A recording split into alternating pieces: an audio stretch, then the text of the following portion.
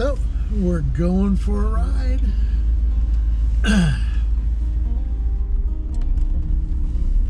So,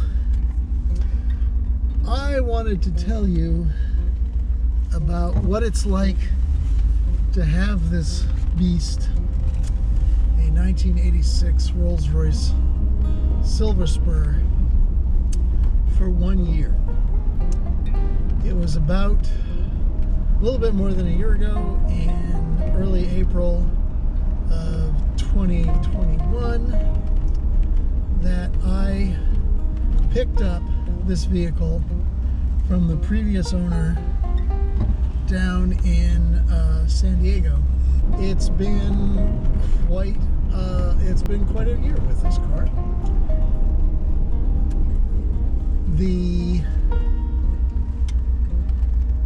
When it runs marvelously, and I am ever so thankful for the people at Acme Car Services, the local Rolls-Royce Bentley specialists, mechanics, for helping me get this vehicle running far more reliably than it was when I bought it.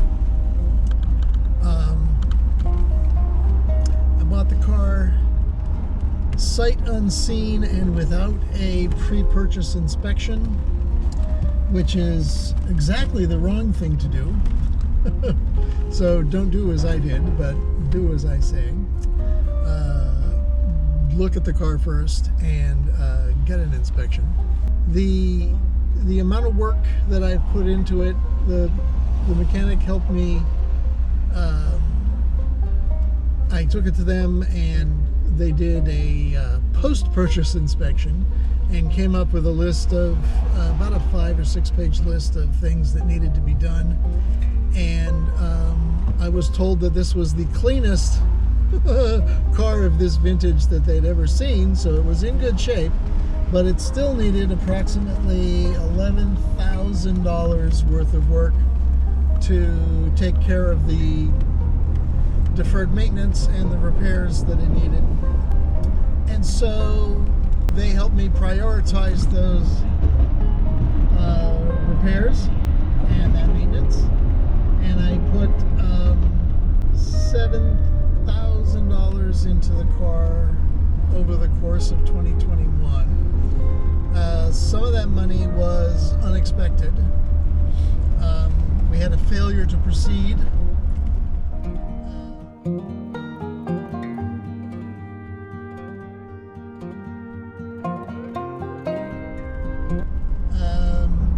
When the car was behaving like it was running out of gas, even though it had a full tank. It was not the fuel pump. It was just too much crap in the lines. So they flushed the lines and put cleaner in, and it's been fine ever since, but it scared me. I don't like to have a car break down, or as they say, fail to proceed. So anyway, this year we're going to take care of about $3,000 or $4,000 more, and that will leave us with about a further $3,000 to take care of. So yeah, it's more than $11,000 worth of work, but it's running nicely. It's a joy to drive, and with every repair and trip to Acme Car Services, it gets more reliable, and the engine gets a little quieter, and it runs just a little bit better. And so I'm quite happy with it. I will say that this was not the car I was looking for. I was hoping to get a Silver Shadow, long wheelbase Silver Shadow, but those are like unicorns, the ones that are in good shape and not needing tons of work. I almost bought one, but it had way too many problems, and so I did not buy it. But this came up, I was absolutely smitten with the way it looks, the condition of the interior. It's not concourse quality condition, but oh, it's so good. The paint is almost perfect. There's only a few little nicks in places where you would expect nicks on a 36-year-old car. And the interior is in super good shape. There's a few little things that need to be fixed on the inside, but nothing major. And I'm hoping that at the end of this year, maybe next year, I'll be able to take it and show it in some local car shows. I really enjoy driving this car. It makes me so happy. I still sometimes just sort of giggle because it's so wonderful to drive.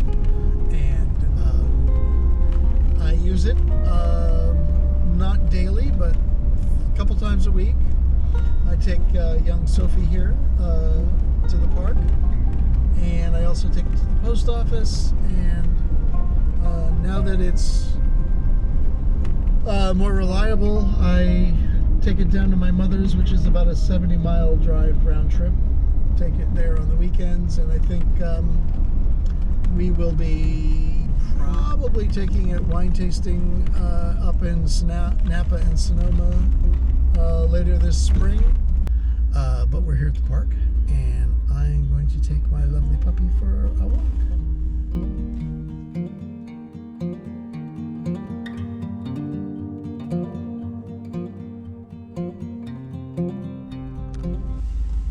So that was fun. Got the puppy out. For a nice little walk. Oops.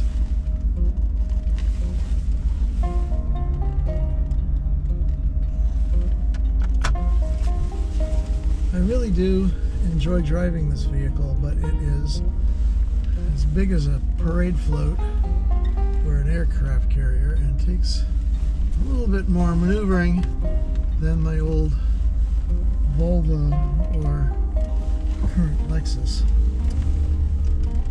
Let's go for a little ride just because it's fun to drive. So I've had the car 13 months as of the time I'm recording this, and it has spent about 3.5 of those months in the garage, either because it was getting its inspection and its first batch of repairs, or because of the failure to proceed.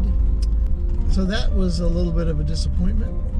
I'm not surprised by the cost of the maintenance and repairs. I was prepared for that. And honestly, once this gets in its tip-top shape, it won't be that much more expensive to service this than it was to service the Volvo. My old Volvo was a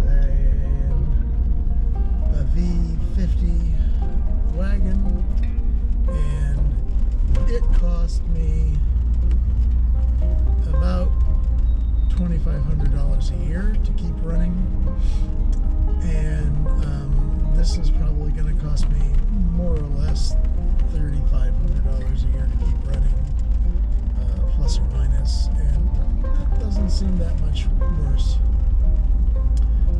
And I'm certain that once we get all of the various issues repaired, that it will be as reliable as the Volvo. The main thing that I've learned in this year of Rolls-Royce ownership is that every chance I get to take it out, whether I'm just running to the park with the dog or driving down to see my mother or up to go wine tasting with friends. Every time I drive it, it's an absolute joy. And there's a certain, I don't know, mystique about the car, or there's a certain power the car has, which is to make you just feel comfortable and relaxed. Even when you are in traffic, you really don't care, because it's so comfortable and quiet and pleasant to be in and a joy to drive that you're not stressed. The lack of stress in driving this is wonderful.